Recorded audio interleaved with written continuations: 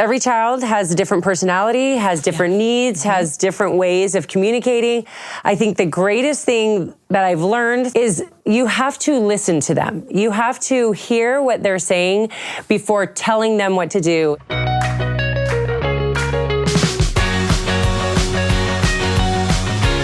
Life gets easier if we figure it out together. Welcome to The Lisa Show.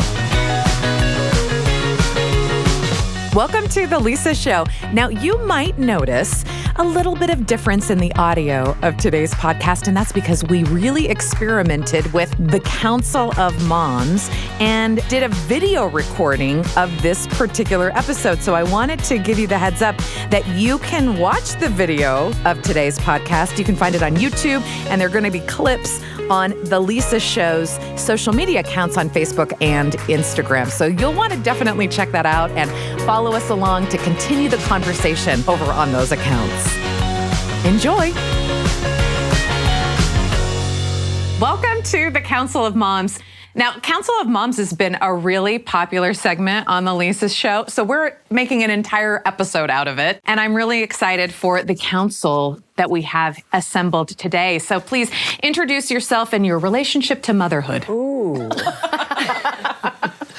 My relationship. Yeah, that's profound. Isn't it? Yes. It hit me like a truck. I'm Carrie Ann Rhodes, and I have 2 children, and they introduced me to motherhood slowly. Ooh, yes. And you'll leave it at that? Yeah. Okay. I'm going to really have to absorb what that means. Okay. My name is Emily Engelman, and my relationship with motherhood, it's kind of like you're an expert and then you know nothing. Yeah. That's kind of how it is. You know, That's the stage. That's the stage. It's just like, you're just making it up as you go, and sometimes you really nail it and sometimes you don't.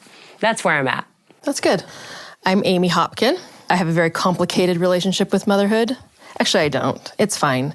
I have, fine. And I like what you say, because I feel like, so I'm 46 now, and I feel like if I started having kids now, I'd be the most excellent mother, except I'm tired. Mm-hmm. But I feel like if I had had my kids now, I'd be such a better mom than I think I was an okay mom, but I feel like I have so much more knowledge and patience than I did back then. But yeah, I've got 3 kids. 2 of them are sort of adults, trying to be adults. I don't know. I mean, what is sort of? They're old enough to be an adult. Behavior? Right. Age, completely age, not behavior. They are old enough to be adults, and they like being adults when it suits their needs. Oh. And then they like being children when it suits their needs. I love it. We've already gotten so many gems, right? Of motherhood. Yes. This is what's so great about coming together, being able to be really vulnerable and expressing what you really think. Yeah. Because this is how we make connections anyway. We don't just simply, let me find out. Well, I'm going to call an expert. I'm going to research some articles, maybe assemble a think tank. We're going to, we talk, we share experiences with each other. And I think this 100%. Is the real, that has brought the most value to my life. And so I love this kind of Council of Moms and for your willingness to be here. And so I want to start off with rapid fire questions. Ooh. So I don't, not to be overthought for us overthinkers. Mm-hmm. As fast as you can. Are we ready? Oh yeah. Yes. Okay. Let's do it. When you cut your kids' sandwiches, squares or triangles? Triangles. Okay.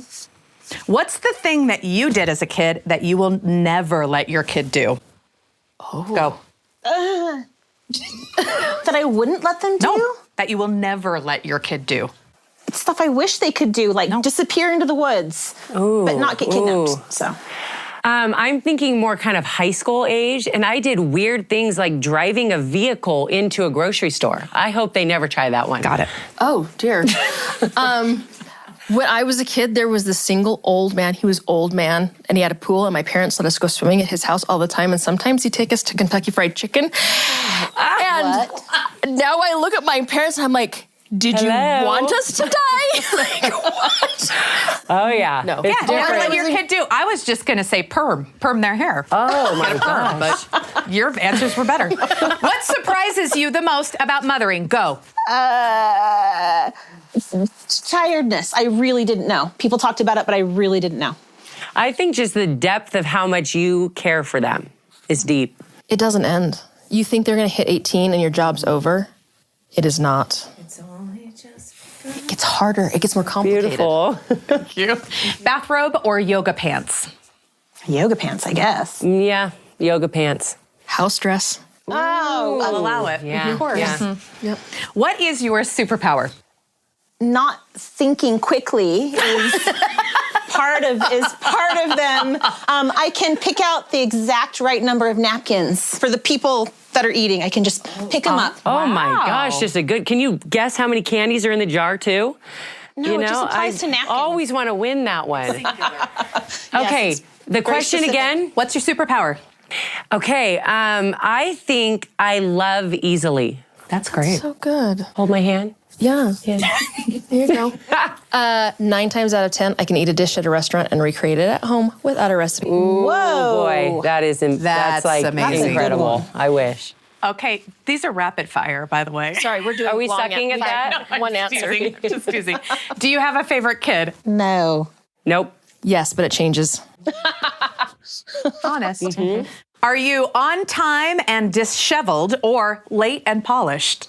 Late and polished. Late and polished. On time and disheveled. I don't. I on time. With that hair, it Listen, doesn't, well, no, you know? that's why I have the hair because it takes literally 2 minutes. But I'm on time. It doesn't matter. Like I try to be polished, but I'd rather like be it. on time. than- Impressive. What food, snack, or treat do you hide from your kids? The chocolate. A good substantial cookie. Dense. Chips. The chips that I want myself. Yep. If you became an empty nester today, what's the first thing you do tomorrow? Turn all of their rooms into me rooms. Go visit my child. All of them. Ding dong. I'm here. I would cook and eat whatever I want, so because no one would complain. Yes. Okay, I Yes. like that. What's your favorite thing about being a mom? I love my kids and having them on my lap or just cuddling. It's being on the bed all together and just talking and laughing. And I love that. I love that it shifts. I love all the phases and all the shiftings. I would agree with that. That there's these different personalities that are coming out, and being able to be a part of that as they grow and turn into people is amazing. Agreed. Well done. Well done. You passed. Did we pass? You passed. can we still be Yay, we are not dismissed. You can continue your mothering. I can keep my Thank you. kid. Oh, good. We are not fired today. Good. Well, I think it's always really great to start off feeling, like we have the answers. Yeah. I mean, I don't know of any other situation that has made me come more well acquainted of my own personal ignorance than becoming a mom, right? Like Absolutely. just the sheer amount of situations and questions and answers that you need to come up with. So it's good to feel a little confident every once in a while. Sure. That's right. I know the answer to square or triangle shaped sandwiches. I mean, square, that's like double the work. Right. 4 pieces rather than 2. That was easy. Come on. Well, and honestly, Siri and Alexa have taken a lot of the burden off me. I get asked a lot of questions, and I like to be Siri or Alexa, but we're getting to a stage in life where I'm glad they're there. Yeah. Wow. They're there. I don't have We've to know got everything support. No, you don't. Oh, I call on that Google Home like you would not believe. I don't even try to think about it. Just tell me the answer. Exactly. So speaking of questions, I want to kind of go into some questions that we have gotten as audience has listened into the Lisa Show. And that's been kind of fun because we've had different mom councils on the show talking about a variety of topics just to sort of bring it to a place of realness, right? Like of, no, but what do you really do? Tell us what happened, the good, bad, the ugly, all of it. And so we have gotten some responses, and I'm going to read the first question if you guys are up for it. Love that. Okay. So this is great. Hey, council. First of all, I just wanted to say how cool it is that you guys do this. I haven't heard anything like it on the radio or podcast, so kudos. Thank you. Now my question. I am a mom of 3 teenagers, a girl 13, a boy 15, and a boy 18. It is not an understatement to say that this is the hardest time I've ever had being a mom. So here is my question. How do you deal with teenagers, specifically the testing their limits, pushing boundaries, navigating their own independence in teenagerhood? I want to give them their space and make their own choices and deal with those consequences, but it's so hard. I don't think I'm alone in this. Would love any words of wisdom you might have. Kathy in Southern California. So teenagers, how do you deal? I'm taking note. Yeah. Write it down. You want me to start? Yeah. Oh my gosh. I mean, of course, every child has a different personality, has different needs, has different ways of communicating. I think the greatest thing that I've learned through the process, because I have adults and teenagers and elementary school, so I kind of have it all, is you have to listen to them. You have to hear what they're saying before telling them what to do. And I think so much of the time they feel so much pressure just from all around their peers in school and Instagram and all the things. So I think it helped me so much just like really listening to them and getting to know who they are and what they like to do and having an open communication like that, because I feel like those phases aren't so vicious. You know, when you're really having open communication and talking a lot and really understanding them. And then sometimes you're like, oh no, you are wrong. Yeah. And we are just going to leave it there, you know, but sometimes they need to be heard first before you kind of like set the line down. And is that something that you learned the hard way or that you just kind of modeled from your own parents? You know, I am married to the most patient man on the planet, truly. You know, because I came from a broken home and lots of dysfunction and things growing up. So I think I was just learning as I go. But I think a patient husband really, he taught me so much of just like, you know, sometimes we just like overreact about things and it's not that big of a deal. And so I think kind of checking yourself, listening, moving forward. I don't know if that made sense or was helpful to our friend in California, but. I think for me, and I learned this from my parents, which is to default to trust. Oh, I love that. I think if you have done the work earlier, that this is a time when they are pushing boundaries, when they are trying to figure out who they are as an adult. And if you default to trust, saying, okay, I'm going to trust you to make this decision. And then if they make poor decisions, then you pull back that trust. But when I was growing up, my friends would come to the window and they'd knock on the window like, hey, sneak out, come on, let's, we're going to go do this. And I'd be like, I'm just going to go tell my mom I'm leaving. Yes, right? Me too. And so I would go in and my mom trusted me. She knew me. She knew my friends because they'd made it a priority to get to know who I was hanging out with. And so they trusted my friends.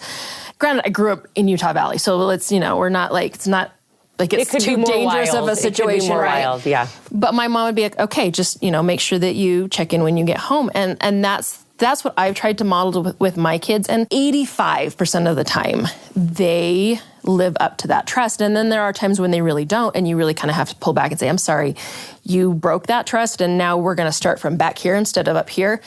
But allowing them that freedom, I think, turns them into better adults. That was perfect. I really think that's big. Yeah, I think the combination, it really helps. I used to take their questions or pushback and things so personally. Oh, yeah.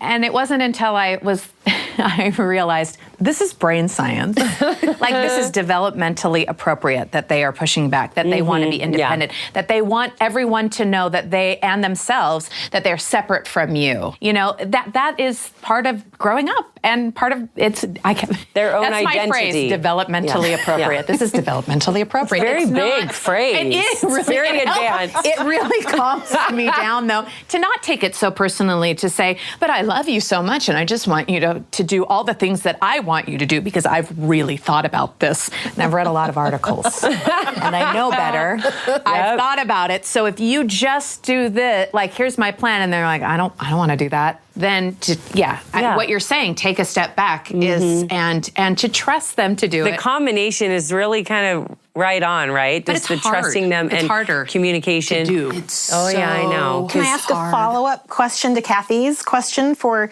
you with 100%. teenagers? So what, families may have like these basic rules and you're talking about, listen to them, give them opportunities to trust. How have you handled it when one child is really trustworthy and then another child is just not, but then they're saying it's not fair? How have you handled that as kids have gotten older? Are you going with that with the power suit? No. It is hard because every kid is different. Yeah. And they need different things, and you're a different parent as they grow and develop. So there's so many factors, because that used to drive me nuts as a teenager, where I was like, well, you didn't no, I did this.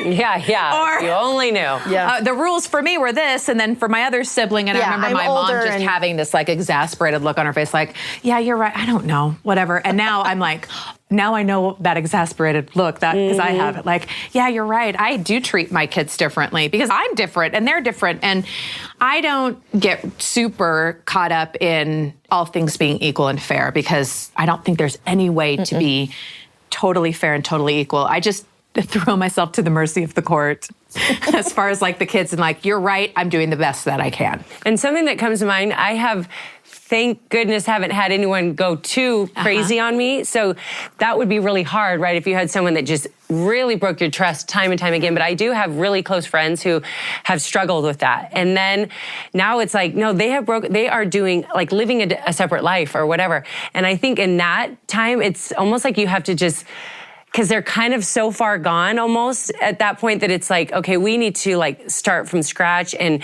they need to know that you are proud of them and that you love them. Because I think all of a sudden they start doing all the dishonest things and then they feel bad about themselves and then they don't feel trusted and then it kind of feeds on itself, you know? And so I think that it's super helpful to like just kind of dial back and go, okay, I kind of want to bring this child back. So how am I going to do that? And I think it's just like loving them and letting them know that you are proud of them, even though they aren't this thing that maybe you would hope that they would be. Or that they think you hope think they are. should be. Yeah.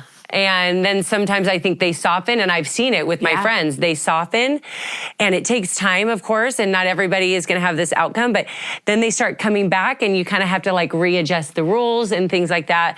But eventually, hopefully, you start getting them in a direction where they are being honest with you. There's more communication, because sometimes that distress comes from just a lack of communication, too, and they feel like they can't come to you. They can't share the things, so they're making up all the lies, and then it just creates even more separation, and, you know? You talked about building trust, and I think it's scary, no matter what age your kids are, to give them those opportunities where you're building the trust, because often what you're letting them then do is something that's like really scary for you. Yes. But you're saying, let's do this. And I just remember how much it meant to me to be trusted by my parents. It felt really good. It was a really good like self-esteem. I was going to say a confidence booster in confidence yourself, booster, too, which is great. What we've tried to implement in our house is natural consequences. So we start at that starting point of trust, but then when they break certain rules, we don't have arbitrary punishments, right? Like you're grounded. Is that what you mean? Like, Right. Well, you're grounded I mean, for 2 weeks. It depends on like if they snuck out. Yes, you're grounded because you're going to lose the privilege of seeing your friends because you decided that what you wanted was more important than the rules we had established. Or, you know, they do something with their phone gets taken away, or they don't do their chore, so they get an extra chore. So the consequence makes sense to the action. And so they're not just feeling like I'm being punished with these random things that don't make sense. Or really dramatic, you know, where you just go so extreme, like you're not leaving for a month, you know what I mean? Yeah. And it's like, well, then they really do something and then they really deserve the month. They you really know? are good. So just kind of doing it according to what they do and it makes sense for them. Yeah. And also something they want to avoid because they know, I don't want that extra chore. It's much easier to do the chore. Like, we don't have a specific set curfew, sort of. If they are out just having fun, doing whatever, then yeah, they have a curfew. Like, you have to be in by midnight. If something's going on, give us a call. Let us know what's happening. We will extend that that time that you have to be in. And, you know, if you're doing something that is, we're just hanging out at so-and-so's house, you're like, that's not going to work. No. Get home. But exactly.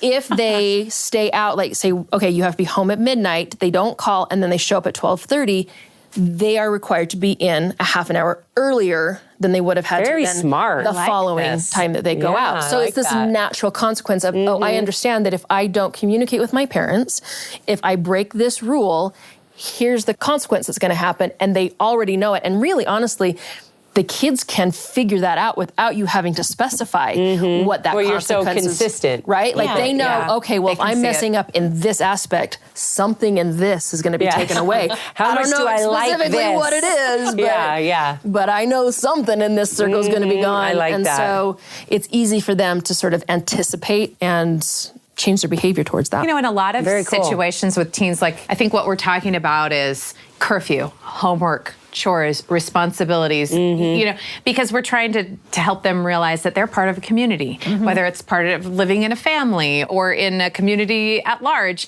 When it gets to be, though, when you're afraid of a certain direction, like that your kid is going, maybe it's not necessarily like they're failing, you know, out of school or something, but that they just don't care. Because I don't know if you've ever had this situation where it's almost like, well, then fine, then I just don't do anything, kind of shut down. And I think that's common enough in teenagers to say, well, what do you do in those cases? Like, well, now you can't go out with your friends. Fine, I don't care. Can't have your phone, I know. whatever. The unpunishable is hard. Yeah, like You know, we're like, going to the next There level, are no guys. fears there. That's a tricky one, you know? Yeah. Have you felt like you've been in that situation before? You know, they're kind of young, so they might not be pushing the limits But too you've much. certainly seen a lot with, you come from Yes. a large family and nieces and nephews and friends. No, You've been through absolutely. it. You're offering this punishment, and they have the like strength of character to not care. I don't care. And You're like, I appreciate that, you know, solid personality, And but specifically, I have a friend good. going through this right now where he can't get one of his kids to go to school. And it's the taking away privileges, it's offering incentive. I mean, everything that you can think of, it doesn't work. What do you do in an extreme situation like that? did we cut you off? Did you have more to say on that? No, other than I have my 8-year-old little girl. She won't tell me anything. If something is uncomfortable or something is, she doesn't want to talk, she'll just say to me, I don't want to talk about that. And to me, at my core, that's like, how dare you? Excuse I am me? the most open mother. We can talk about anything, and you won't tell me. And To be clear, you are a gift. Yeah. She doesn't know. Agreed. You are. Agreed. No. Yes. But I see that as she gets older, like that's that kind of attitude of, I don't want to talk about it. It doesn't exist. And so, how do you solve that problem? I see when it gets to that point, there's something big going on. And I can't say for sure, but if something like talking to someone else outside the family won't work, or even sometimes spending time with aunts or uncles or grandparents, just kind of getting that child out of that situation where whatever is bothering them or stifling them or tempting them, you're kind of for a little bit. Time will pass. That's exactly what was coming to my mind. They can't stay in that stasis of, I don't care. Well, I also think so much we get so paranoid. Yeah. Like they should be in school. They are 18 years old. They've graduated. Now it's time to get their degree or whatever.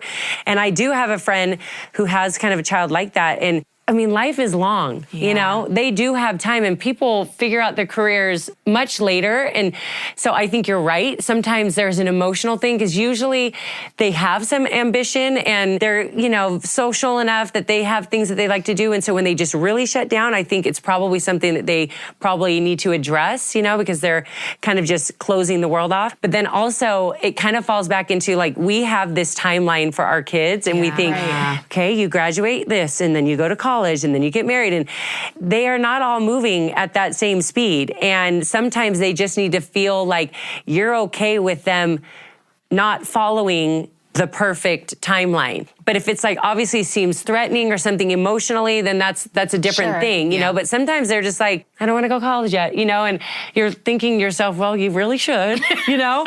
But I've had some of my kids where they did take 2 years off. And now they're in school and it's like, all is well. You know, like don't freak out about those things. At the time, you're like, it's the biggest can't take time off. What are you going to do? You just think, I mean, we got to keep doing the things. But I think they're figuring themselves out too. And a lot of times we think all of a sudden they're supposed to be an adult or they're supposed to be a teenager, mature enough to make certain decisions. And that's just not always the case. And so patience, I think, and always making them think that they're awesome. You're still their champion. Yes, exactly. You're still cheering them on, even if they are not following along what the neighbors' kids are doing or what the cousins are doing, you know, because they have a different path. It's going to be okay. Yeah. I also am a big fan of therapy. Oh, yeah. I think we don't utilize that enough. And I think that if we have reached the point where we feel like we can't parent in a way that we need to or want to, that reaching out for help and getting that from an outside source is amazing thing. I mean, even if you don't even think anyone's struggling, like how I think everyone's is it struggling. hard? Yeah, exactly. We're all dysfunctional, let's be honest, you know. How it's not bad for anybody to have someone just kind of explain your feelings. We're all just figuring out our feelings as we go, you know. Well, one of the nicest compliments a friend ever gave me was, she said when her kids were getting older, she says, I hope that you will be the other adult for my kids. Oh, that's a great compliment. I understood perfectly what she meant was sometimes yes, everyone needs therapy. I absolutely agree. And sometimes they just need someone to talk to who isn't living within the walls of your own home. Yep. Absolutely. And I was flattered that she would think that I had that role, but it really made me think You're a gift. We already established that. Literally. You're a gift. But it makes me look for other people than in my circle, in my family or friends that, can they be that other adult for my kids too? Oh, that's great. I love that. We're all connected. Yeah. You know that hits me in the feels, and I love it. Oh, yeah. Oh, yeah. It's like, powerful. Help me. Yes. It's a village. It does. Okay, next question for the Council of Moms. Hey, moms, I found you after your Getting Out of a Slump episode. I'm not out of it yet, but I'm getting there. I appreciate the honesty. Here is my question. How do you deal with, let's call it, and this is in quotes, so I will do the air quotes, disagreements in parenting with your spouse? Times when you feel like your partner is being too harsh or not harsh enough, or really anytime you aren't on the same page. Asking for a friend in case my spouse hears this. LOL. Denise in Cleveland.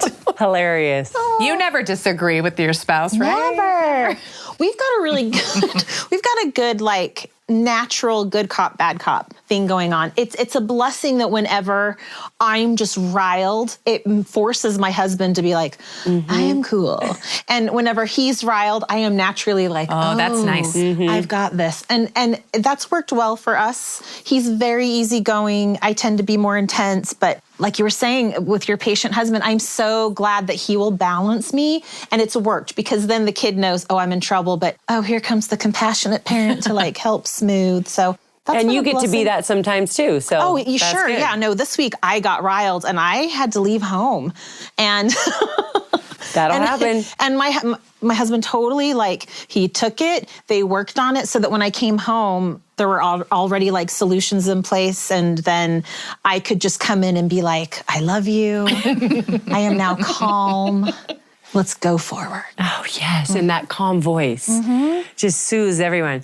I think Ryan and I are pretty much on the same page, but I think one thing, the kids will just naturally kind of go to the person they feel is going to work for them of thing. So I think establishing what those are not in front of the kids and solidify those so that you're not being turned against each other and then put in a situation where you are irritated because you feel like they went against you when they really didn't mean to. It's just that you didn't really communicate that. So I think in our case, it's just making sure you're on the same page. If there's something that's really important that you really feel strongly about, that your husband knows before you even get the kids involved. So smart. You know? Have you ever been in that situation where a kid comes to you and they're like, well, Dad already said that every day it was fine for me to go to this concert on this school night, even though I won't get home until 2. And he says it's fine, but he just wanted me to double check. Oh, yeah. Sure. With every day.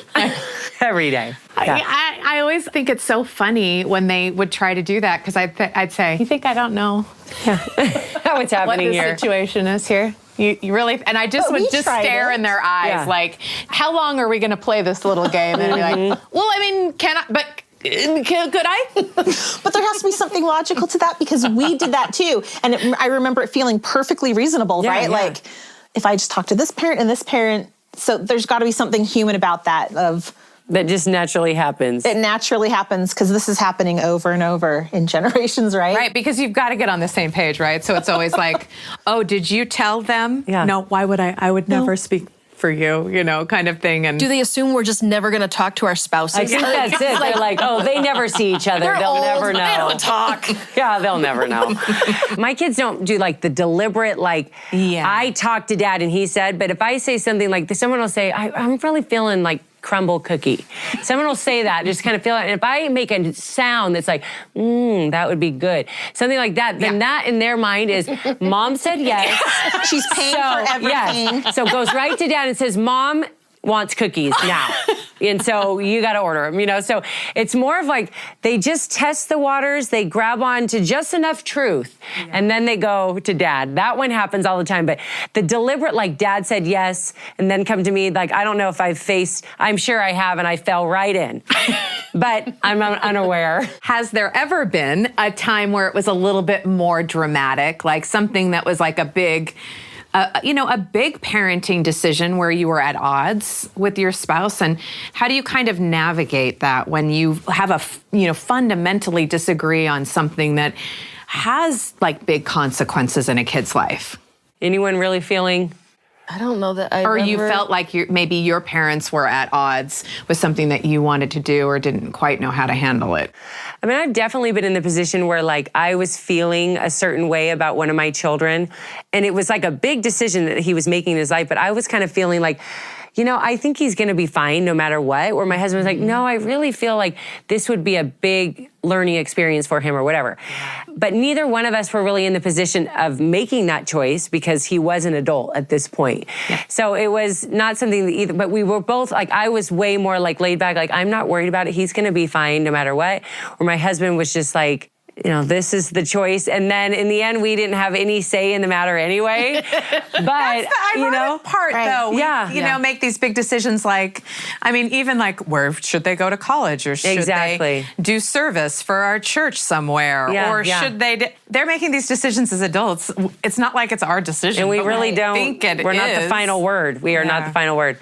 That's the scary part of them getting older, you know, is that they do get to make those choices, and unfortunately, we have to dial back. We already talked about this before the show even started. We are very we make children that are dependent on us. We're very good at doing the things for our children, you know, where we need to dial back, you know, and I've learned over time, because now my kids are older, that I needed to dial back a little bit because I did want to just do everything for them so that it was easier. And, you know, they were all put together, looking a certain way, doing the things. And then you just learn, that's not how it is. They need to figure these things out on their own. It's okay if they look disheveled. If they show up at a restaurant, it's painful, but we'll let them dress themselves today, you know? Things like that. I mean, it's never easy, but sometimes we just don't have the say, right? That's so hard. I know. It's so hard because you love them so much and you want their lives to just turn out perfectly. And you can't force that to happen as much as you try. Mm-hmm. And I've tried,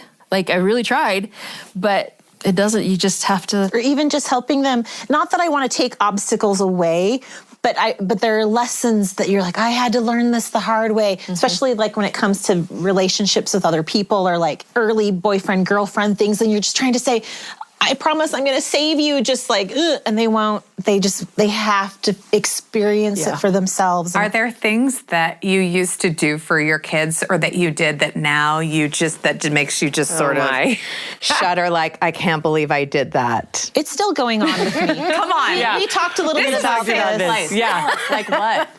Well, I'll tell, I was telling her that I had to be, so my oldest child, preschool, his teacher had to pull me aside and say, now, Dallin's having some dependent issues, and we'll go to wash our hands after snacks, and he just walks around with wet hands, who's going to dry my hands, and that type of thing. She's like, I know you love him. I know that you like to help him, but we need to let him, that's learn funny. some independence, And then even my 11-year-old to this day, I dress him in the morning when he's dead asleep.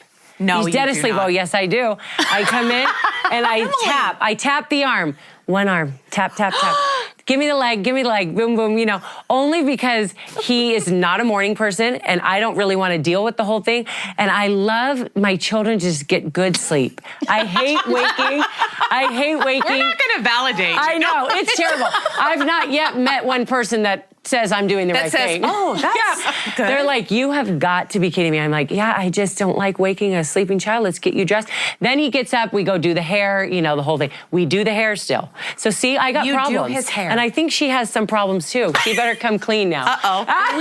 You're not alone. We were talking about this because I was talking about mom fails with my husband and asking for some constructive criticism and critique. And he reminded me, you dress our children every morning. And taking off the PJs and it's like their mini King. Look at the shot. Louise and the bearer of the shirt and the bearer of. Yep. But it's not. I am a little jealous. My shock is a little Think if someone came in and tapped you and arm. Listen, wouldn't it be beautiful? I would love that. I would actually really someone can like dress that. me in the morning. I will find like the cutest dress or outfit and present it to one of my children. Like, look, I found this. It's so cute, and it was on sale. And they're like, nope. You might want to check with me next time. So the idea that they let you do it's a little jealousy and shock. It's not even like what I choose for them to wear. It's simply getting dressed in the morning, and it happens at the breakfast table. That's what's also embarrassing is it's not even in their rooms. And so the kids go to school and there are sometimes like underwear on the table. And my husband's like, do you see that? Why is this happening? And it's a matter of time. If they're gonna get to school on time, like they would never do it unless I did it. Take those PJs off and you put this on and let's go. And Amy. Yeah. Bring some normalcy to the table. Your children? Motherhood looks different it does. in every home. It really does. No, I have a 16-year-old daughter. She's my youngest, and she used to let me dress her. Yeah. And now I am not like this is the standard. I'm like it has to be clean. I don't care if it matches. I don't care if it is old. Please just let it be clean. And please, if you're not going to brush your hair, she's got hair like yours. Really? And I'm like, it has to be brushed or like done or in a ponytail because you cannot leave this house looking homeless. And I'm really honest with her. I say, I get judged by how you look when you leave this house.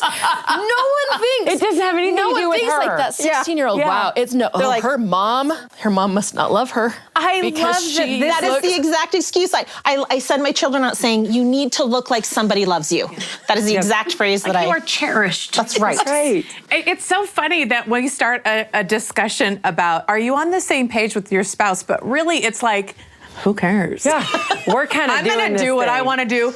They're going to do what they want to do. That's their business. And the kid's going to do what they're going to do. It's just like moving pieces. All just trying to survive. Yeah. Yes. We're just trying to survive. I remember when a couple of my kids were not doing well in school, and never mind that both of their parents have degrees in education and have been teaching, like forget the personal, shame of that. That aside, yes. I wanted to be helpful, and I would go into Power School, the program that keeps their grades up to date, and see all the zeros. And I would get little 3x5 cards, and I would be like, they need to learn how to stay on top of, bless my heart. Yeah. I needed to bless my heart, and I didn't. I just zeroed in. And I made these little 3x5 cards, and I'd say, these are the 3 assignments that you need to do in math. And then here's the other card. This is what you need to do in English. This is now what we're going to do. I know this may seem overwhelming, so we're going to break this down into daily tasks. So on Monday, you're going to do this and this. On Tuesday, and so that it wouldn't be overwhelming, I had this elaborate plan. It had a lot to do with Sharpies and 3x5 cards. They didn't know what they had in you. They did not appreciate it. No, they didn't. It strained our relationship. Done with Lisa as my mom. No, it was 3x5 awful. cards? They would look at me like, yeah, I'll get it done. Get out of my business. I have a system. And I was like, well, your system isn't working. They're full of zeros. Tried your system is full of zeros. That's exactly what I would say. I'd say, your system is failing. Yeah. I think we should just try my system. Just give it a shot. See which one and comes then out it with some grades. Rebelling. And I'll give you $100 if your system works. Yes. Over mine. Yeah, let's prove it. They didn't appreciate the 3x5 I'm so sorry. cards. I'm so sorry. And really, it was really detrimental to our relationship because then it was like, oh, here comes mom. She wants to talk about my grades all the time. Even if I was like, hey, what are you doing? Or like, how's it going? It just always became, I had to totally back off. And that was actually an experience where my husband was like, this isn't working. You're very good at this. Yes, You're you are. very smart. Like, he knew the validation of like, how do I tread here? And I was like, don't humor me. Constructive. But this isn't worth it. Let me take over or let him fail. It's not the worst thing in the world. And that was a hard conversation because I was like, no, they can't fail high school. And he was like, well, it's their consequence. They'll never learn if they don't. It was actually when I sort of broke down to like a friend that I had that was a little older, had older kids, who she kind of saw me just exasperated about it. And she said, it's not the worst thing in the world that they fail. They can always take their GED. They can always go to community college. It's not going to ruin their life. It's not worth it. Like, and I know where you're coming from. And I respected this woman a lot. And for her to be like, just let it go, was finally the thing that clicked, that I was like, yeah, okay, I'll trust that she's right. And now I don't know. Do you not check in? My kids' grades. Really? I cannot check in. Yeah. Isn't that interesting? Yeah. I mean, and that's actually quite extreme, right? Mm-hmm. Like now the kids that the younger you want to have a relationship with them, and sometimes you have to find what's really with their teachers and know their education. So it's not like I don't, I'm not aware of it, but I make that their responsibility. I haven't had the same problems though. I was going to say a huge burden. Yeah. So you're saying that they are doing better because they don't feel like they're being micromanaged. They're actually doing the assignments, and you're not even saying, "Hey, do you have homework tonight?" Anything like that? I do say, hey, do you have something to work on? Can I help you? I'd love to help you. Hey, I know it's the end of the term. Why don't we, set aside some time just so you have that space? My older kids who are in college, I don't ask about their grades or things like that. And it got really bad at one point, and now it's good. What's the difference? They decided, not me. Right. It had nothing to do with me. I think college for me is way easier to just, they're adults now, and that's a little bit of a freedom there. But high school is stressful because you think they're immature. They can be lazy. And things like that. But you know that they have so much more in them. It's just like they're not good at like the tasks and the time management and all that. And you're just thinking long term, really, we're not going to graduate. Really, like we can do this, Yeah. So there is I carry so much stress like that. Just like, just come on, did There's you get those assignments and turned every in? kid is different how much you can direct. Oh, some you don't even have to ever check. And they always get good grades. Oh, yeah. And I have one of those, too. So I've got a little bit of everything, and it's then you have a total straight A student that's super smart, never turns a thing in. I'm just like, I cannot. You child. Yeah, you understand. It's stressful. Next question to my podcast best friends. Ooh, hello. My question for the council is simple.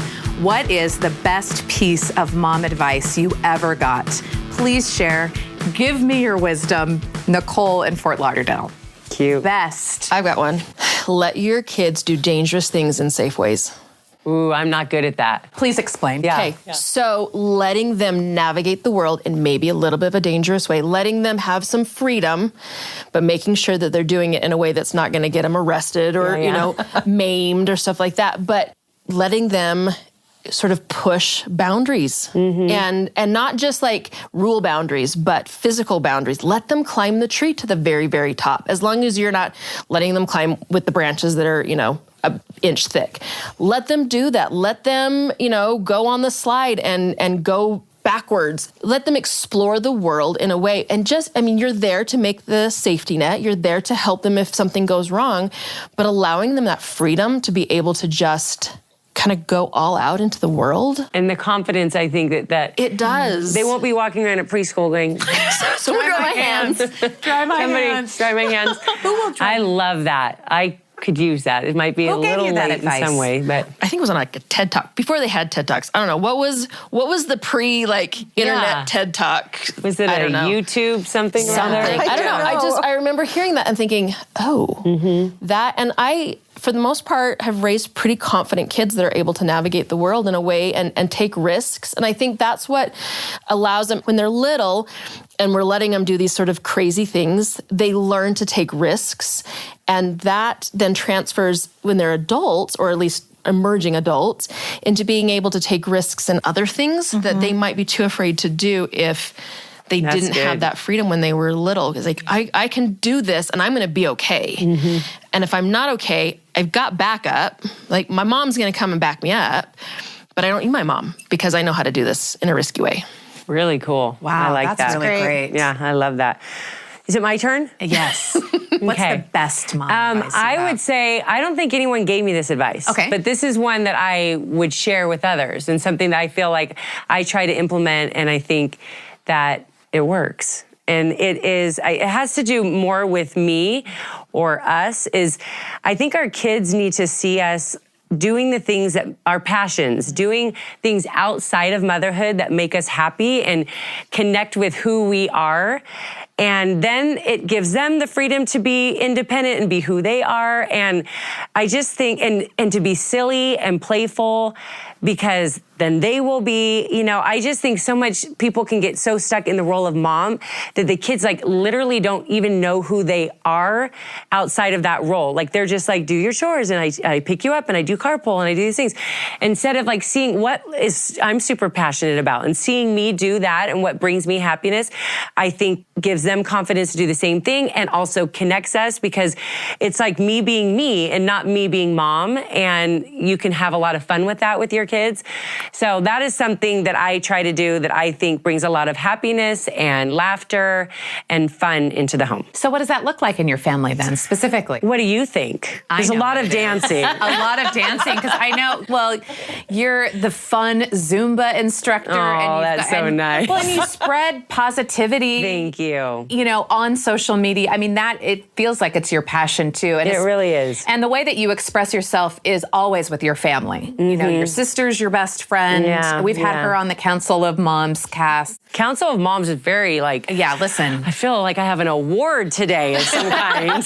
Well, no, and what I'm saying is that what you practice, what you preach, in the sense that you are putting out there things that isn't just you, but you involve your family in it. And I think that there's something really beautiful about that. Well, thank you. I think for the most part, I mean, my kids see me doing the weirdest things, the silliest but you don't care, things. and I love that. And I do not care, like the splits. I mean, that doesn't shock them at all. I mean, they'll call me, my adult kids will call me like on FaceTime, and I'm at some crazy dance party, and it's like very classic, and they're not thinking twice about it, and a very, wholesome dance party. Right.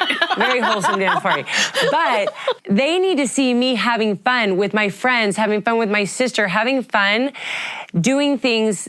And then when I come home, I'm bringing them into it all too. And everybody, it's just, I don't know, moms lose themselves so much of the time in being mom. And I just think you have to find time for the things you're passionate about and the things that really make you be free and fun. And the more they see that, then I think you create some pretty fun human beings, Yeah. Can I give the converse, is that the right? Yeah. The opposite? Yeah. And this might be a generational thing, but my mom, so I am the oldest of 7 children, and that was what my mom was a mom. That's all she ever was. I still, as an adult, have no idea who my mother is. And when my youngest sister moved out, a lot of things kind of happened right at the same time. So my youngest sister moved out of the house, she went to college, and my mom had a job at our church that was really fulfilling to her and was asked to stop that job when my dad was called into a leadership position, asked to do that. And my mom had a literal nervous breakdown because she had lost in 3-month period everything that gave her meaning in her life. She had no one to mother. She had no job outside because she'd never worked outside the home. And I appreciate that. That was an amazing thing growing up, but she had nothing outside the confines of our home and our church. And when she lost that, she lost everything. And she still hasn't recovered from that. Oh, that breaks my heart. And it breaks my heart too. And I'm so on board with what you're saying because I never wanted that for myself. I looked at her and I thought, I can't do that. And I can't do that not only to myself, but to my kids. I want my daughter to see the example of a whole woman. Yes. I don't want her living a life that has been prescribed for her. I want her own life. And I said, it might be a generational thing because that was my mom was still raised in that generation of, this is your role. Absolutely. You graduate from high school and you go to secretary school, and that's only until you find a husband, right? Ooh, secretary school. Or whatever. And it broke my heart to see my mom going through that. And I think of what she was like when I was growing up. She was a great mom. She was so much fun as a mom. And she probably loved it and enjoyed it. She loved it. It really was. I mean, she did. She loved it. But then when that ended, everything about her ended. And I think it's so important to do what you're saying, which is show our kids and ourselves that we have lives, that we are multidimensional women and not just this sort of set thing of what we're told we need to do. And a lot of that's cultural. Yeah, for sure. I love that. I mean, it's so true about the generation too, but I'm glad we've learned a few things. I know. Yeah. Loosened up a little bit, you know? We got to. I absolutely agree with both of you. And seeing my own mom have her own journey of like what happens when kids leave home. And I appreciated that something she and her mother both taught me was that our lives aren't over when our kids leave the home. I remember my grandmother saying she had a son leave home and he went to Australia. He was doing really exciting things. And I think she was in her early 40s. And she said she was thinking to herself then and kind of depressed, like, I've never been anywhere. I've never done anything.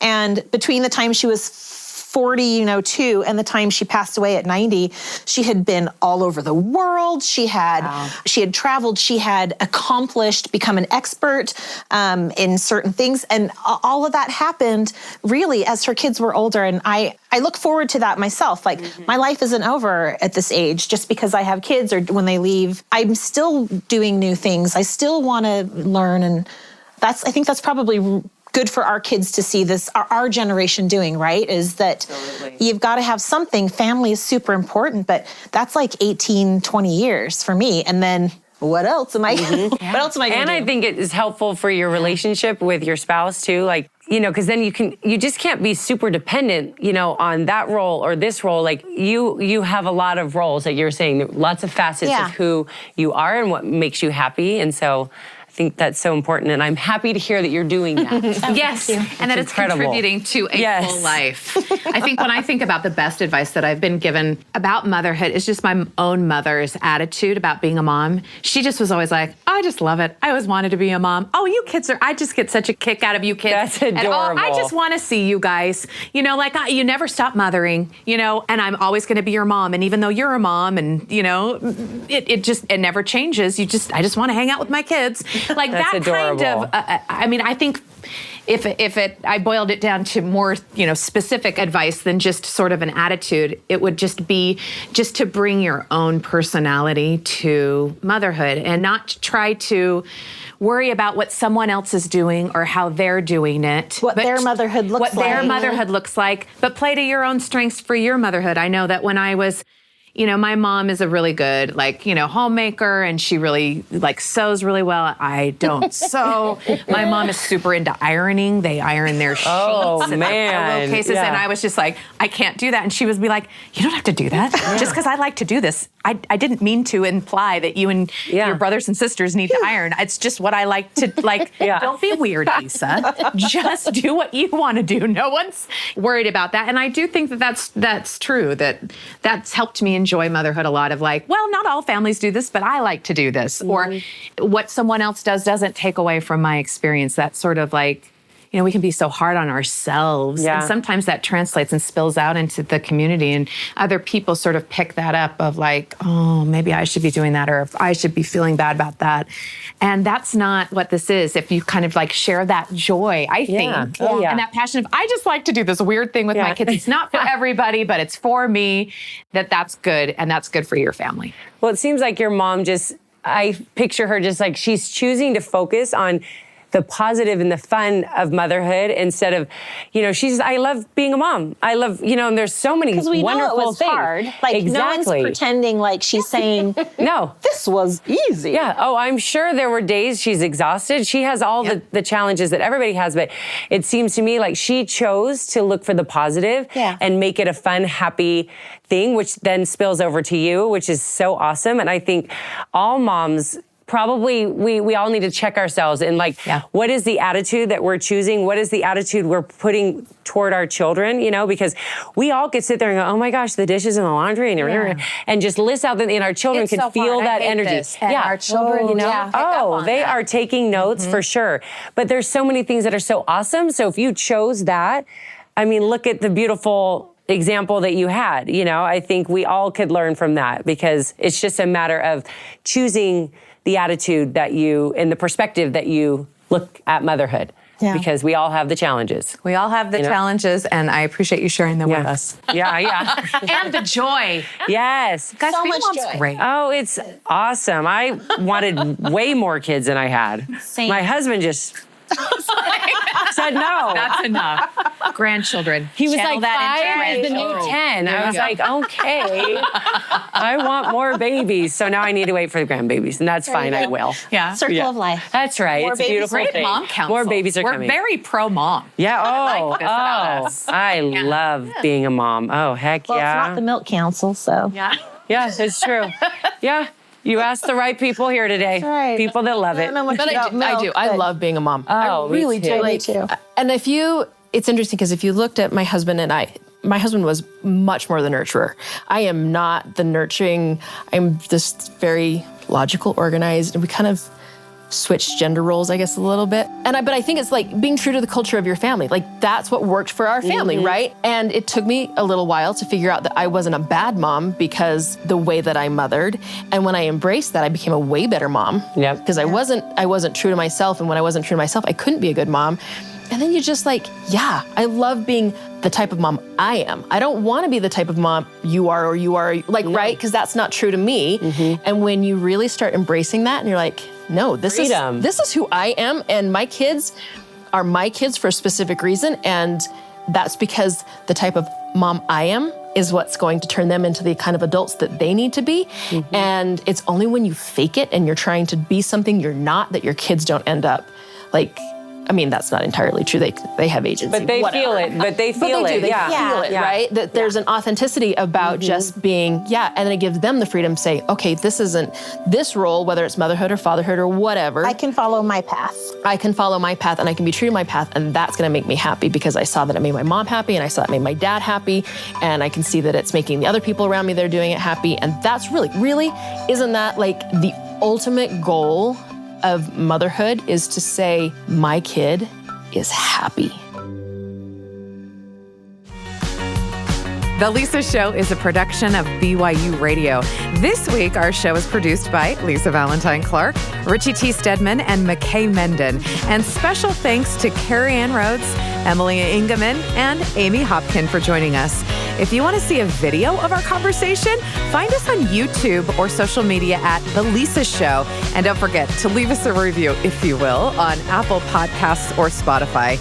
Next week on the show, I mean, if you're going to go make money off your art, that's great. Different podcasts. But just in terms of trying to make life more livable, just try things, do things. Don't feel guilty about how you spend your time unless it's plotting murders or something like that. Unless it's something we do not damaging like that. for society, Yeah, which exactly. it's probably not going to be. Who has the energy? Not me. That's next week on The Lisa Show.